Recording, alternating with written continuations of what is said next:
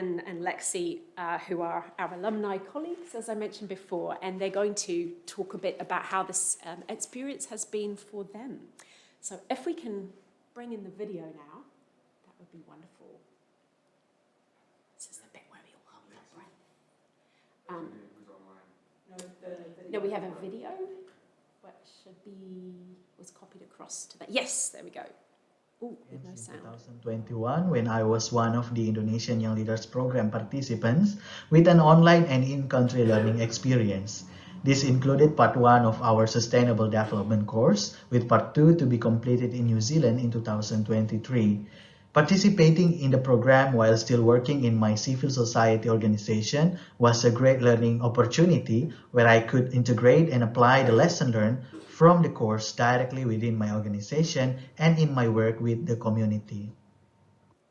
As part of the Indonesia Young Leaders Program, each participant implements a community-based project to address a specific development challenge.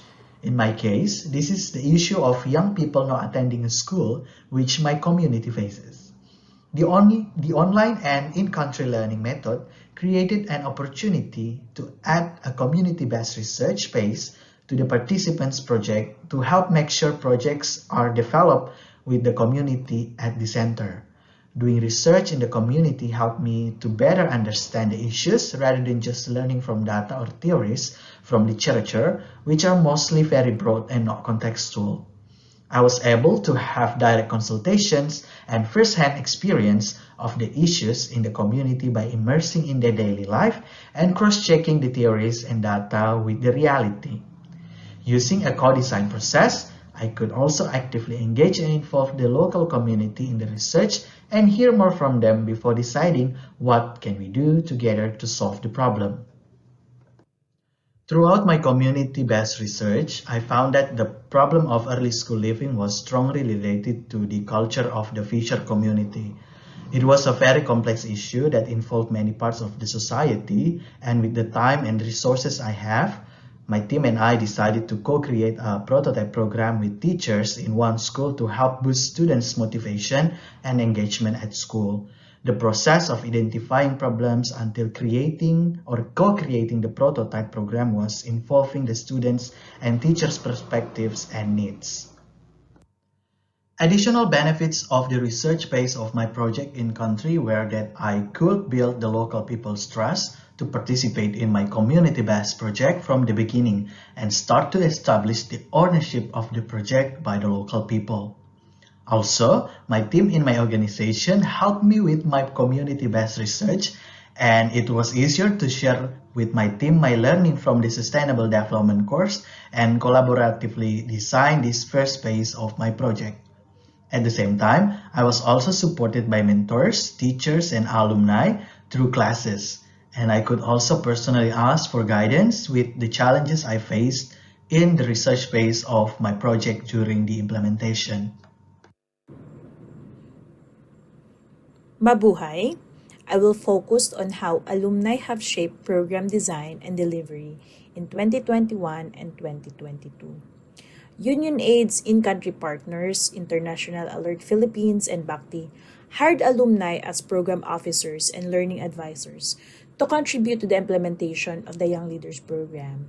I started my journey as a learning advisor in 2021. We currently have 2 learning advisors from Mindanao and 3 from the Indonesia program. We help shape the design and delivery of the program. We also provide learning support to the participants. The curriculum is now much richer and the contents are more relevant to the young leaders context. Our involvement also strengthens the network between New Zealand and Mindanao or Indonesia and within the country.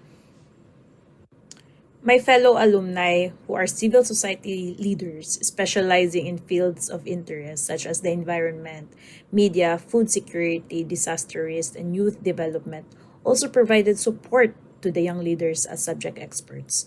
The alumni have contributed to the curriculum on specific topics such as child safeguarding, psychological first aid, and research skills. I became a to-go person for advice on project implementation and fund utilization. Through these initiatives, the alumni provided context-based experiences and learnings to the program. A further way in which alumni have inputted into course delivery is by providing feedback on research development and community-based project implementation to the current cohorts. Alumni have also joined online sessions, including joint and multi-program workshop, which builds a relationship between the year groups and between different country programs, such as the project management workshop that had alumni as subject experts, and participants were from Myanmar, Indonesia, the Philippines, and New Zealand. The years go by, more and more talented alumni are providing support and encouragement to the young leaders, especially when have a similar topic of interest and those coming from the same geographical location. Program design is shaped by feedbacks from the young leaders and alumni. Alumni are increasingly involved in running aspects of the program, such as the annual alumni conference. Ultimately, an expanded role of the alumni is key to ensuring the sustainability of the Young Leaders Program and their impact on peace and development in Mindanao and East Indonesia. Maraming salamat. Okay. Yeah, let's give Victor and Lexi a round of applause. Lexi is certainly here online. I should have actually taken these slides out because they're from the video, as you can see. Quick recap. So just to wrap up, I wanted to acknowledge Victor and Lexi, obviously, particularly, and our other learning advisors who are not here today directly, but also our partners, so our partner organisations for both the Indonesia program and the Mindanao program, but also the Myanmar program, at least mostly represented here, and to thank our funders, the Ministry of Foreign Affairs and Trade, who have really been an excellent partner and worked very collaboratively with us through the tricky waters of the last 3 years. So thanks to everyone involved. Thank you. Was Victor going to be joining us live as well? Lexi is here. I don't know if we can bring her up. There she is. Lexi is here. So if Gerard, anyone Lexi. has a question from either myself, Lexi, Kia ora, or Lexi, can you hear us? Yes. Good morning. Can you Good hear me? morning. Welcome to you. Any questions to the team here, including Lexi?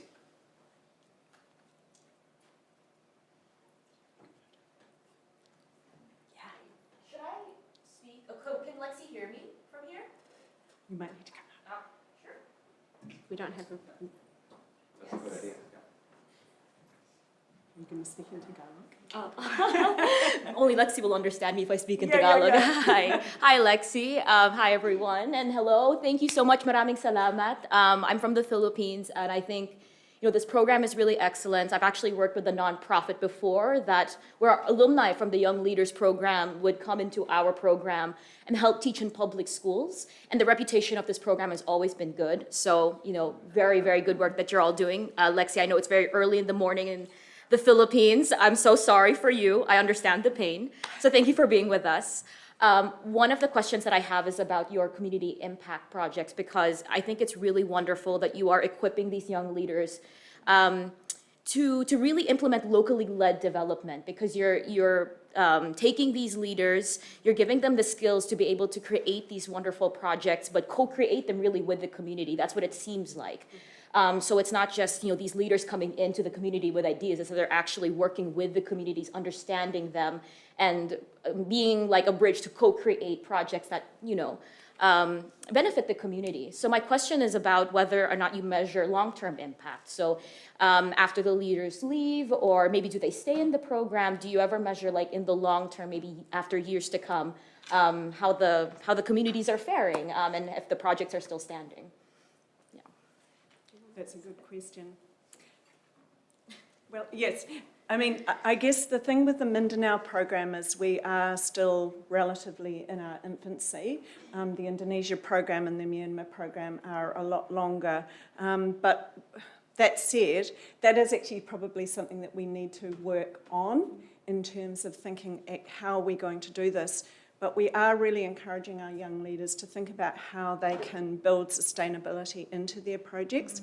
But because the projects are designed alongside the community, it's not about, as you said, it's not about the young leaders going in and imposing ideas from a distance. So maybe even, Lexi, you could share the example of your project and the work that you've done with the community in terms of how you've ensured that it's going to have some sustainability because you're not actually part of the community itself. Okay, thank you, Alex. Can you hear me? I'm not sure. Yeah. Oh, yes, okay. Okay, thank you so much for that very important question. So part of my sustainability plan is that we created a long-term sustainability plan with the community. So it's not just me. I'm just like a facilitator. So I am not the one, I'm not part of the planning. I'm just facilitating together with the indigenous youth and the indigenous elders, no? And then part of it is that we trained, hopefully, part of our sustainability plan is that we're gonna be lobbying this to the local organizations and local government units to have funding, as well as training the youth and the elders to project pitching so that they could also look for funding, not just relying on outside funders, but being themselves as the one that will look for funding in order to sustain these projects. So I think, to be quick, that's, I think, my answer, Alex. Lexi, maybe just quickly say what your project was about, because I think also there's some sustainability in the elders mentoring the youth as well. Yes, so my project is Project Hibla. If you can see my my poster at my background. So Project Hibla is means harnessing indigenous-based knowledge, living arts. It's a sustainability project. It's a community-based and community-led internship program to ensure that the indigenous knowledge, systems, and practices of the Bagobo Tagabawa tribe. It's a indigenous community in southern Philippines that to ensure that their indigenous knowledge will be sustained within the community. I think we have to wrap up there, Gerard. Yes? We need to... Yes, sorry. No. Okay, thank you. Thank you, Lexi, for waking up early. Thank you, Lexi. Thank you, Lexi, Thank too, you, for waking everyone. up very early. Yes.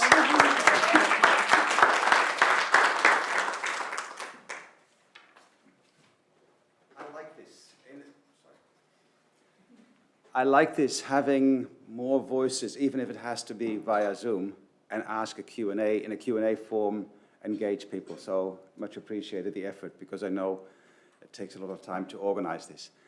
Rusina, that's the next one, please. Unfortunately, I have no bio information of you. So can I ask you to introduce yourself, please? Yeah, sure. So who are you? So I am Bulavinaka, good life to you. I am Rusina Kaitarawa. I am a Banaban by descent, Rambian, imposed as a Rambian, legally recognized as a Fijian. Thanks to colonization. Thank you. The floor is all yours. If you move to the mic. Okay. Hopefully I'm loud enough. Sometimes I can be very loud. Have a go at the mic as well. Oh, okay. Yep.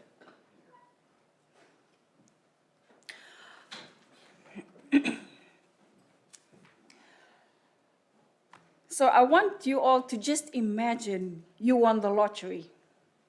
And you've decided, thanks to the goodness of your heart, you wanted to share that fortune with the less fortunate.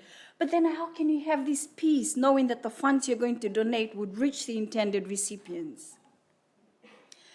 So as I said, my name is Rusina. I am an MPhil candidate, hopefully completing this study by the end of this year at Avondale University, and I'll be looking into the pursuit of accountability in Fiji's charity sector. I noticed as I attended previous presentations, a lot of them were talking about NGOs, but I looked at it as they were high, they were above me. So I wanted to do something at ground level. What are we doing at ground level so that we could have this better understanding with each other and work better? So in Fiji, the Charitable Trust Act governs the establishment and regulates the charity sector.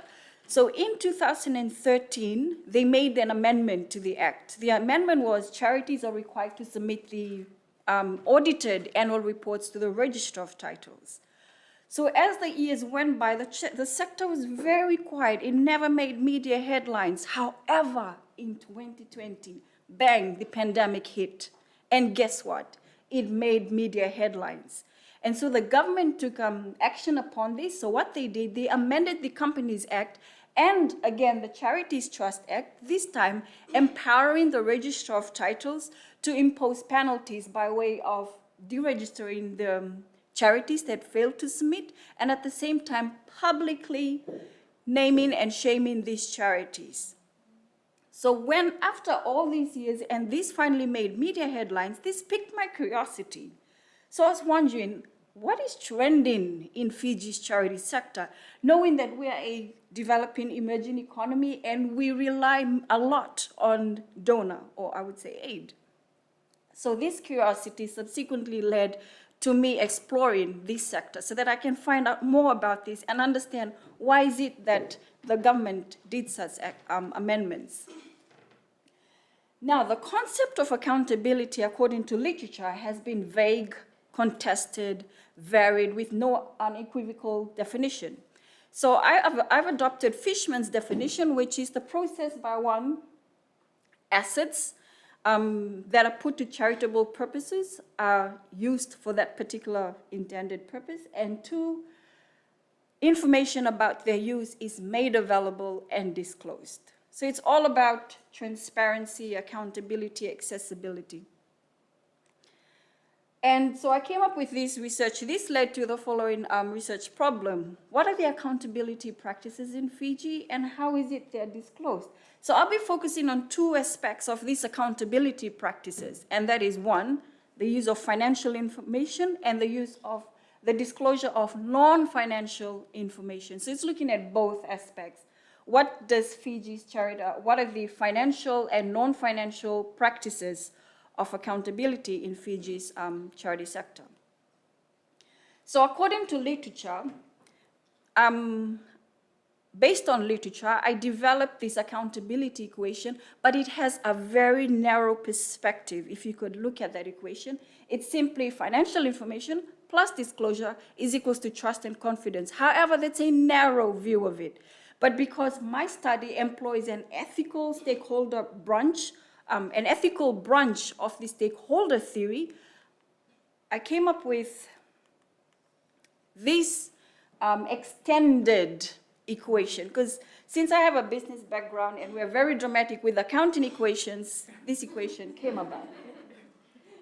So I hope you understand for this extended equation, considering that I'm now approaching this study from an ethical branch, I included financial information plus non-financial information, which is not only disclosed, but it is also accessible for the public and it's transparent, which I hope would lead to stakeholder trust and confidence. Now, the research method that I employed is content analysis, whereby I looked at the content of websites and documents that are retrieved from the Register of Titles, who, as I had mentioned earlier, was appointed as the regulator of the charity sector. By the way, just for information, it's not a separate body. It's actually part of the Ministry of Justice. And when we were colonized, we adopted the system from the UK, whereby the Ministry of Justice looked after the charity sector. So when UK made changes, and thank God they did that, they have an independent charity sector, they did away with that practice. And for your information, New Zealand is next. So New Zealand, apart from the UK with its high standard, the high standards that it has maintained, in the charitable sector, New Zealand is second. So I hope New Zealand could help Fiji reach that standard. Hence this research. So what are the findings? First of all, in order to make information accessible, it has to be submitted by the charities. So if you looked, if you can recall the time frame that I looked at, I was looking at 3 years. So that was 2019, 2021, before the amendment, during the amendment, after the amendment. So you would notice that if you look at the last column, which is the 15 months and above after the financial year end, in 2019, that was how long the charities were taking to submit their reports. Imagine that. And I'm sure a lot of us, we make decisions based on information. But then when you get information like 15 months after the performance, like, what? How? So yeah, that was before the amendment. Now, after the amendment, come 2021, you'd think, oh, voila, we've solved the problem. Everyone would now be submitting and it'd be great. The charity sector would be making lots of impact would be making lots of impact on the ground. But if you notice, look at 2021. They did submit now within the 3 to 6 months period, which is deemed reasonable in the business world. However, only 55% did that. By the way, just for your information, I looked at a sample of 20 charities, and I'll explain why only 20 later on when you ask me. And so in terms of financial information, what were they disclosing? By the way, this is mandatory. They were required to submit this. Though it was mandatory, it was not prescribed. So they were told, submit audited reports. And the question could be asked, what audited report do you want? What financial statements do you want?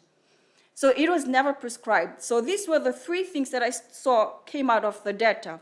Number 1, a lot of them submitted notes to the financial statements. This is basically explaining the meaning behind the balance sheet and the income and expenditure statement. So you notice the 3 of them were highly disclosed. They had a high level of disclosure or submission. The balance sheet, the statement of financial position, assets and liabilities, income and expenditure, and the notes to the financial statement. Now, it's interesting that the statement of cash flows had minimal level of disclosure. And I found that interesting because of this. As donors, most of the time we supply what? Cash. It's funds. And then you want to know how did that fund or how was it utilized and it flowed through the organization. However, that's not the number 1 statement that's provided. So what does this mean? If you look at the first 3 statements, income, financial position, all of those, it's all disclosed to the regulator. The other 2, minimal level of disclosures. Then you might be wondering, so where does that leave me? Someone who just won the lottery, I want to get information. Unfortunately, you don't have access to that. And I could explain that further. Now, what about other information that you believe you could read? Let's say we are not able to understand financial statements, but we would like to get other information that could help us understand this. So an example of an efficiency measure would be, after the disaster, we needed 560 to help a family. 560 is needed to purchase supplies to help a family. So that would be an example of efficiency measures. Conversion ratios would be, for every $1 that you donate, how many % of that goes to the actual charitable work, and how much % goes to the payment or the pockets of those people who administer that work. Then we have supplementary explanations, program expenses, and just a financial overview of their performance in the form of graphs or infographics. And you would notice it's sitting on a low range.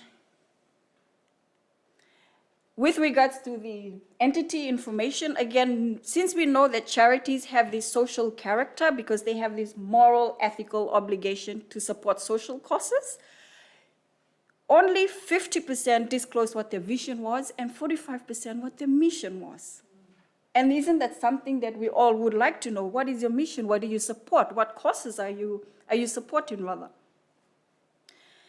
And with regards to what charity activities are you carrying out, you would notice it is very high on the output narrative. So the output narrative is simply this.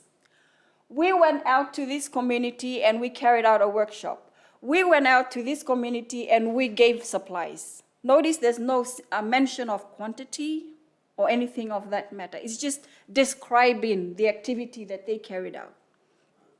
In terms of the output quantity and case studies, that was within a 60 medium range of disclosure. So they would look at a quantity output quantity would be, we carried out operations on 20 dogs within the first quarter at the cost of 1,200. So you'll notice that it's more informative. And case studies is basically what they do to help the experiences and the impacts of individuals or the beneficiaries of the charitable activities. And with regards to ESG, you might be wondering, what is ESG? This is a new phenomenon within the business realm. I'm looking at environmental, social, and governance impact. None of the charities, produced a report on that, and only a few of them produced a report on governance. So in a nutshell, as I had mentioned earlier, because I'm approaching this from an ethical branch of stakeholder theory, my findings suggest otherwise, that the practices, the accountability practices in Fiji is consistent with the managerial branch of stakeholder theory, which simply states they only hold themselves accountable to powerful stakeholders, which in this case are just the donors and regulators. And where does that leave the rest of us who may be potential volunteers who would like to look at sustainability plans for these charities to help them? And so these are the calls for trending development. These are the calls for trending development within the sector. One, I would like to have I would hope that there would be a principled approach in reviewing the regulatory efforts aimed at improving the level of accountability, the level, quality, and scope of disclosures in Fiji's charity sector. Two, the regulator to provide incentives and guidance for the charity sector. And three, a platform that would improve stakeholder engagement so that at least we could have a charity hub, a one-stop shop where we have all this information available.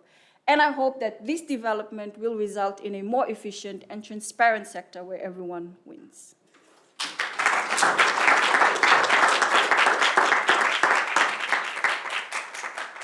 Kia ora. Thank you very much, Rosina. We have time for one question.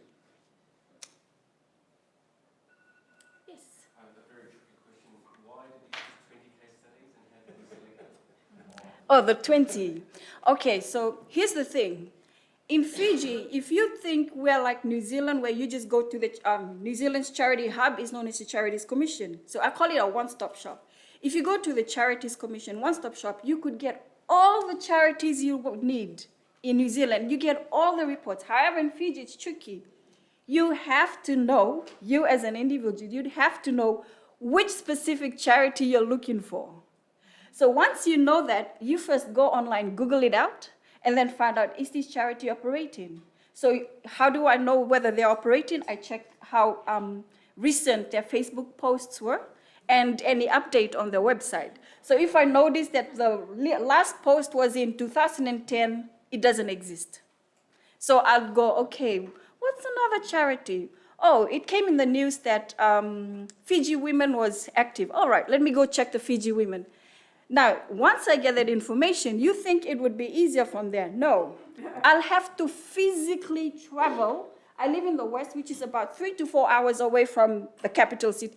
I have to physically visit the capital city, visit the Register of Titles, submit a report as to what I need regarding this charity. They will physically, manually take the paper, manually search for the file, manually take it out and see, oh, they did not, oh, I'm sorry, Rosina, they did not submit it 2019, 2020, 2021.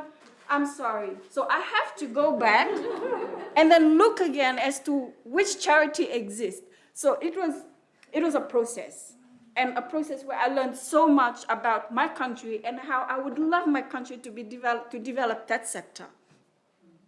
So yeah, and in the end, by the way, in the beginning, Fiji had, when I spoke with the Register of Titles, Trita Sharma, bless her heart, she told me there's 1,275 charities that was registered. And then when they made the amendment, you don't submit, you get deregistered. Guess how many was deregistered? 725 was deregistered. So that left me with 500, and you'd be thinking, well, you should have a sample of 500. It's not that easy, because out of that 500, only 20 had submitted their financial reports to the Register of Titles. Thank you, Lucy. Thank you very much. That was awesome. It's about the entertainment of doing research, right? Next, Next, we will have a group of 3 people, I think, presenting. We have Claire, Rufina, and Laveti from the Pacific Adventist University in PNG, and they'll be talking about the digital education space. Up to you.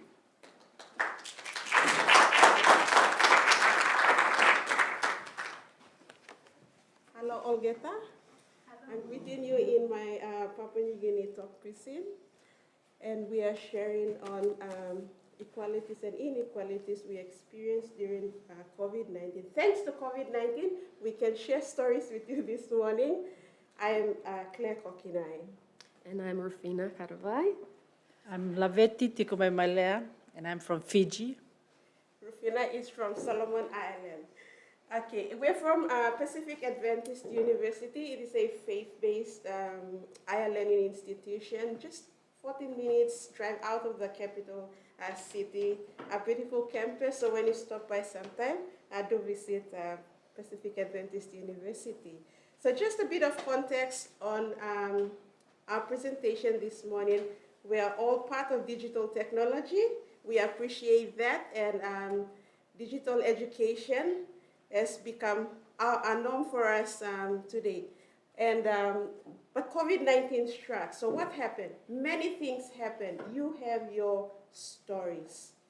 We all have a story to tell, so our stories this morning we'll be sharing on how we experienced accessing, using, benefiting from services, resources, knowledge, and participation. Not just as e-educators, because we see ourselves as just educators, or because we're lecturers here, but then when COVID came, we shifted, so we have this status as e-educators. Now we'd like to share those stories, and hoping that others can also, we know they have their stories, but you can identify and see, you know, as we go forward, what can we do about what we learned from these stories? So here is my story. Now, I'm from Papua New Guinea, and Papua New Guinea, we know, a developing country. So when COVID hit, our university went into lockdown. And so we had just started registration and lockdown. No one was prepared for this. And I had an interaction with a person of interest. So my university said, you have to go into isolation. I don't have the privilege of, you know, connecting to Wi-Fi from your home. I wish, you know, digital by default was my privilege. I don't have that. So when I went into isolation, it meant that I lost time, teaching and learning time with my students. And because that happened, and when I catch up, overload with work. So that caused stress, and as a woman, you know, it also became unsafe at times, because I have to stay in the office, which is about 10, 15 minutes walk back to my house, and work late into the night. So sharing this story as, you know, layers of impacts that COVID-19 caused to us as lecturers, but also as women in the Pacific. So I describe my story as like a walk that was not smooth, although a pathway was created when we get trying to get used to digital services, or trying to teach education or deliver content to our students using digital services or platforms. So the picture depicts that story of trying to chart my way through, find that path to walk. And well, COVID kind of ended, lockdowns were lifted, but we're hoping, as I take this walk, what is there for me? I'll leave my friend Rufina to share a story. Thank you. Bami talem story, meaning I will tell my story. In late April of 2020, international borders closed for my country and Papua New Guinea. And so while I was awaiting my travel documents to be processed in the Solomon Islands, I was stuck there, stranded with my 2 children. My husband had traveled ahead to Papua New Guinea, and so he was there. We were in the Solomon Islands. So I had to take on the role as an e-contract lecturer. And so in that role, I was forced into a complete online delivery mode with very little training of the LMS learning management system, Moodle, that we had. And I had to teach in isolation and remotely. Because of that, I was given 2 modes of online delivery. One was Zoom for classes, 2, Moodle for assessments, assignments, or notes to be uploaded. And with that, I had a few successes and challenges. 2 successes I had was simple. I had a work laptop, 1, and number 2, I had some network. My challenge, however, was that I was working in isolation. Yeah, little help. I had to teach myself how to navigate through these online ways of delivery. Number 2, disengagement. I could see my students' faces, but I didn't know whether they understood the content that I was giving. And then there was issues on connectivity. Sometimes I had data, other times it would be from PAU, they couldn't connect me to Zoom, and I would be half an hour late for my class. And there was the expense with data purchasing. Now let me just give you a sneak peek into this. So in Solomon Islands, just to get 3 gigs for 7 days, that would be $33. And so every week I would have to purchase that for $33. Back in school, students were given 1 gig for 2 weeks. So we had to try to manage that. So that was my challenge. Now the picture you see on the board is my experience. Just like the ocean connecting Pacific Islands, there's waves, meaning I had to swim through my challenge, drowning at times, trying to stay afloat. But I managed to go through. Despite being separated from my husband for a whole year and teaching online from another country, I was able to go through it successfully with the help of my lecturers who were on the ground and little trainings that I had. So that is my story.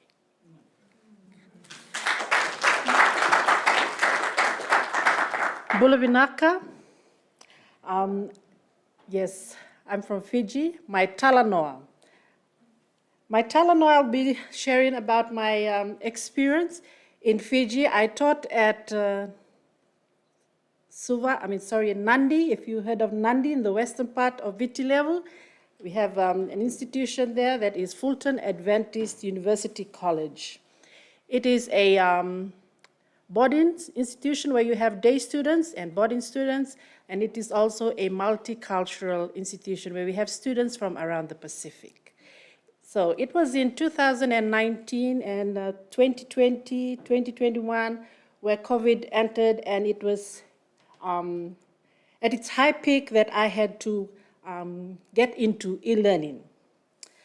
And this is my Talanoa. Due to this unforeseen and unexpected mode of learning, I had to move from face-to-face to e-learning. And because I am from Fiji, my story will be a bit slightly different from them, as in Fiji, in terms of digital, we were already into e-learning in terms of students had a fair idea of using or getting into hands-on with Moodle, where they'll get access to notes only. So we had e-learning and face-to-face going on at the same time. So that was one of my strengths. Also, students and the staff were able to get or navigate themselves through finding resources online, okay, through Google Scholars, OER, eLibrary, etc. We also had free Wi-Fi around the institution, so again, students had access to that. But before COVID came in, I'd say 70% was face-to-face learning, and just the 30% was e-learning. So when COVID came in, it was a totally not as bad as what my two colleagues had gone through, but I tried my best. We had tried our best to try and get students to get the closest platform of face-to-face learning, because this had separated students and lecturers socially, seeing themselves face-to-face. Because from the Pacific Island point of view, we learn more when we see each other face-to-face and when we gather together. So having to isolate yourself, that was one of the challenges that we faced. And it was the first-year students who I would say we had faced a lot with them, because they just came in from high school and they were not so computer literate, so they had to jump in straight into this, and we just started the semester, so it was a bit hard for them to get into this e-learning. So that was one of the challenges, the first year students at uni. For example, I had this student all the way from the islands, one of the islands, who had studied from grade 1 to grade 13, and this is his first time to VT level, and first time to see a computer, and it was hard trying to get these students to get on hands-on the computer. That was already a challenge. So that's just an example. Secondly, another challenge, half of the student population, they live on campus, and the other half live outside of campus. So we had to try and get them to learn e-learning. So we were also, for the staff too, we were also locked outside. There were not enough infrastructure in terms of homes, so staffs were also locked outside, and I was one of them. So we had this challenge of trying to get to teach our students online. And Wi-Fi, we were privileged that the school paid for the lecturers' Wi-Fi, but not for the students. So the students had to find their own data and pay for their own data in order to get online. And it was $50 for fortnight. So also another challenge, poor network, as my two colleagues had experienced. Not everywhere in Fiji we would have network. Students would go up to the mountains 5 a.m. just to catch network, and stay up there the whole day and come back 4 p.m. so that they can attend to the other classes. So that was one of the other challenges that the students had faced. But I'm glad that we tried our best. I had a colleague who is here, who just presented, Rosina. We thought together. So we tried to find ways to get a platform to get students to learn, make it student-friendly. Sorry, not student-friendly. Easy access, so that we tried to connect with the students. And she found out about Teams, and she introduced that to me, so we went ahead and we navigate our ways through Teams. And again, we had to teach our students how to use Teams, because Teams consists of both Zoom and Moodle and a bit of social like Facebook. So we tried that out at Fulton. We were the only lecturers who tried that with another 3 of us, and it all went well. And for the first 2 weeks, we tried to teach the students how to use Teams first, and then we continued on with our teaching for the last 2 years. Okay, I think our time is up. Okay. I'll just get straight to equality, okay? Having said all that, which I did not complete due to time, we will look into the shared equalities. Okay, for us, the equality that we found between us was that all lecturers owned a computer or laptop, and we all received the same amount of daily, weekly data, and we had PD on how to use Moodle, and I had to understand or learn Teams. Thank you. Thank you. So as you can see, there are inequalities there already. I'll just give some examples. So the first one there, limited internet for data. And number 2, not all students own digital gadgets. Yes, we had some computers on the ground, but it was not enough for all the students to use. And then the negative effects on teaching and learning would be the distance and the disengagement that we had with our students. Psychological is the mental stress that was put on top of the lecturers in a short span of time to quickly switch to the to teaching online. That developed a lot of stress. And social would be motherly roles that we all had, and just on top of that came this COVID-19 and online space that we had to find ourselves in. And Mrs. Kokinai here was overworked. We had to co-teach 2 subjects on top of her own load. And then, as for me, as I mentioned earlier, I was separated the whole year from my family, my husband. So those are some social problems there. So why have we shared our stories? Sanderson says the purpose of a storyteller is not to tell you how to think, but to give you questions to think upon. So we hope our stories will prompt some questions as we talk about development in this conference, and questions where you can come forward and say, look, you've shared your stories. We can help you this way. We have some suggestions like this.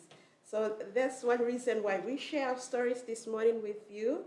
And the next quote, and this is a quote from my recent publication with my co-author who is right here, Associate Professor Mafilio. In telling a story, the story can change. A story is dynamic. It is not static. And story is lived. So it is our experience. You have your experiences, and we will live with these experiences. But as we stand here as not just as e-educators, but as Pacific women, and the gaps that are existing, we hope that our stories can contribute to those many other stories that are untold, maybe told, and close those gaps somehow as we reach out to you through our stories. From our experience, we thought, so what can happen? And we said, well, let's suggest some enabling actions, because if enabling actions are intentional, then we want to see change happen.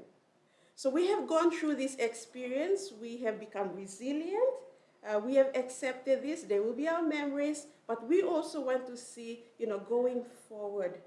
We have identified those challenges, those problems. We want those problems removed so that the services can be efficient, because we come from a developing country, Papua New Guinea, Solomon Island, where data is not easily accessible. And we struggle in that space. So as we want to see these things removed and closure happens to some of those existing gaps, we want to be empowered, not just as individuals, but as education service providers in the Pacific. And we're also speaking from a faith-based context. And when I say a faith-based context, for the three of us, we don't have that luxury of getting a lot of support from the government. So our institution is mainly self-sustaining, and that's why it's quite expensive to pay for an education to attend Pacific Adventist University. And as we empower and engage in empowering activities like probably researching, seeking help, and having the institution engage in ways that will enhance our teaching and learning, we also like to evaluate what works better for us in our context and how can we do things better going forward. So we hope our stories have inspired you in a way, and that you can also reach out and tell us your stories and what we can do together. Thank you.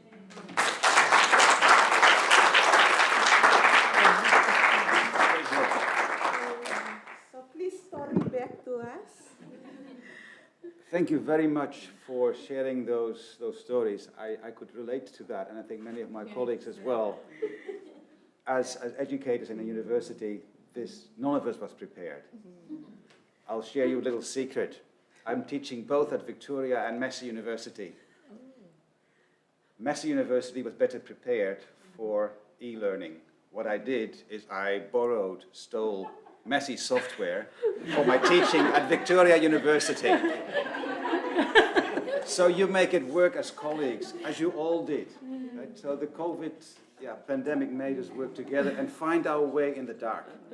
So thank you very much for sharing your stories. Really, very good. Thank you. Stay. I would suggest we use the remaining 10 minutes or so for questions to these colleagues. I think Gerard is going to present at some later point in the future, to be defined. So is it okay to carry on with the conversation with these colleagues? Okay? And if someone really wants to see my presentation, I'll give you a private session. Okay? So let's have some questions for you guys. Let's have a bit of a corridor on your experiences and how they relate to our experience, because many of us here are educators too. Go ahead. I just want to commend each of you and how much I enjoyed the way that you presented, and I loved the telling of the way you used your stories to share your experiences. I think Caroline and I have been teaching online for the last couple of years, so we could really relate. Well, I'm sure still we could really relate to some of the things that you shared. But then, you had some added complexity with being separated from your partner, and then having the issue of data connectivity and things like that. We've had the benefit of being in New Zealand, but we are connecting to people in countries where they do have those limitations. So I just want to really acknowledge you. But I also want to ask, how are you going to take this learning forward? Because the world is still changing, we're still changing, so how would you take your learning forward from this experience? I'll respond to that. So not after COVID, when the lockdown was lifted and classes resumed, because we mainly, before COVID, we used the conventional face-to-face, and then when COVID came, the government, says, okay, this is lockdown, and these are the conditions during lockdown. So we had few trainings. We don't have, specialists for online education, but we did have like 1 or 2 colleagues who shared what they knew. So, like colleagues helping others. So they did trainings. Some accepted the sudden change. There was resistance by others. And the university tried to find ways to, okay, we're going to bring connection to lecturers' homes that didn't have Wi-Fi access. So after my experience of being isolated, I said, look, I can't be in the office and return home at 10 or 11. So Wi-Fi service was brought to our homes. We now have access to Office 365, and not all of us are using that, but few of us have tried to teach ourselves. With Laveti joining us, she moved from Fulton and she joined us in August this year. So with her joining us, that was a bonus for our school. So she did some PD, professional year development, and some training for us. So yeah, we tried to help ourselves with the limited resources we have on campus. So yeah, that's how we are going. It's slow, but we are hoping, as we go, we'll find ways and support to enhance what we have, and yeah. Thank you, Team PAU, for that amazing presentation. Most inspiring. One of the things that, and we've tried to connect to Claire, via distance and with Hannah sometimes. And here in New Zealand, I tend to use Teams or Zoom. That's kind of easy. It kind of comes up automatically in email. But also connecting with colleagues in Tuvalu and Tokelau. And there's often people are in and out, or can't turn your camera on. And I remember you suggested once that Google Meets was a lot easier. So I'm just wondering, because a lot of us, even if we are based in, let's say, New Zealand, we're not quite aware of what works better at that end, because it all works fine for us. But there are some platforms or kind of online meeting technology that I think are better. In some cases, when I was connecting with a colleague in Tokelau, we just went to Messenger, Facebook Messenger, and he could do that a lot better than Teams. Especially if you've got different teams, institutions, and you've got to sign into that one and then sign into that one, and it's messy. Can you comment, what have you found are the ones that actually work better from your end if you're connecting, let's say, with people in Australia, New Zealand, anywhere else in the world? So we basically used Zoom, and I remember we had tried to have a Zoom session one time, and it didn't work, and I said, Tracy, could we use Google Meet? I think so. Yes. So yeah, we tried to use different social media platforms as well, but the challenge is that not all students own a gadget, a smartphone, and then we have sometimes computers in the library are down, so it causes a lot of stress among our students. And if I create a WhatsApp group for one class, then someone says, "Oh, I'm not on WhatsApp," and I'll be like, "So how can I connect to you?" So yeah, those layers of challenges, and trying to find our way so that we could, somehow efficiently deliver content to our students. So yeah, these challenges remain today, and so we're slowly finding our way through. If I may chip in, I think that's a very important point you raise. As Global North institutions, there's a tendency, what works for us will probably work on the other side, pointing out that what works for the other side first, and then it's easier for us to tweak and twiddle the alternatives. So it's a different sequencing of offers, not like this is what we do, but what works for you as the first question.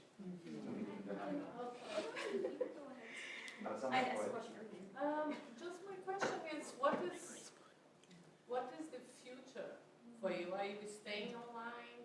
What would you like to do? Like your perception, really, not the uni perception, but are you taking this this new way of teaching more? Are you investing on that, or what do you plan? For me, I'd say for the Pacifica, we would, I see that the students, I mean, for these few months with PAU, students work well face to face. We need to see each other. We are more communal. So it's our culture. So whatever happens in our family, our culture, we're taking it into our education system too. So although we are doing this online, I would say maybe those students who are in urban areas, they adapt in well, they can find their way in easily. But those who are in the rural, that come in, it's hard for them. So for us, we're still out there in the ocean swimming. We are going up and drowning, and then, so we're still trying to navigate our way through that. Teams, Moodle, Skype, Zoom, so many. So right now, but I would say face-to-face will still work for them. I'd like to, thank you, Laveti, also share from an experience this semester. I had most of my students on campus, but there were 2 students in 2 different countries. I had one in Sydney and one in Samoa. And so with the university offering Office 365, but no training on that yet, and Laveti did one training for us, and I said, I have to challenge myself to find ways so that these 2 students are not disadvantaged. So yeah, after Laveti presented, did my own reading and trying, and the semester I was successful. So for me, a lesson learned is that, you know, when you're placed in a situation like that, think about, get out from the uncomfortable, from the comfortable zone for you. Even if it becomes uncomfortable, you need to take risks, some sacrifices in order to deliver, and that the student receives what he or she deserves. Great. 3 more questions. Sorry. I will just ask the other one. John, Lorena, John first. Just a quick one away. Thank you so much for your presentations. But it's a wonderful illustration of storytelling and how it works and how it engages us. Because as you told your story, I was like, oh yeah. And it's really lovely and interactive in a way. Because you share your stories, it makes us think about our own. And it made me think about my own stories and with lockdown. And I hated it. You know, I really did. To try and teach, sitting at home with my computer, looking at these tiles, some of them would switch off. And you just lost that connection. And for me, it was part of my decision to retire. If this is the new world, I don't want to be a part of it. But one positive thing that came out of it for me, and I think was an important learning, is that when we got back face to face, it made me think to treasure the time we have face to face, and how we can use that time most effectively. So for me, one thing I learned, going online, you record lectures and you put them up and there's the material there and so on. Now, look, actually, I don't have to do that when we're face to face. The face to face time is when we interact, when we talk, when we debate issues. And that's the stuff that we really treasure and like, the conveying of ideas, the passive learning stuff actually suits online really quite well. It's the active participatory stuff, the storytelling, if you like, that is great. So thank you very much. Thank you. Thank you. Great to hear. Thank you. Thank you. Thank you too much.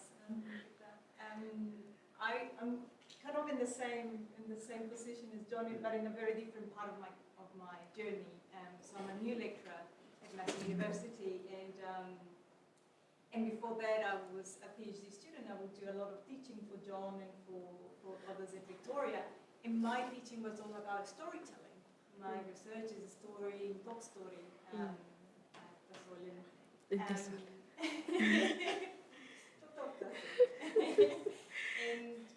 And it was very difficult for me to go into a virtual space where there was not the ability to do that, because there's the beautiful, there's participatory stuff where you have those educational moments where people could come with some kind of random ideas and you go, let's talk about this. And keeping a space that is safe for our students, they're safe for them. And sometimes online we can't keep them safe in times.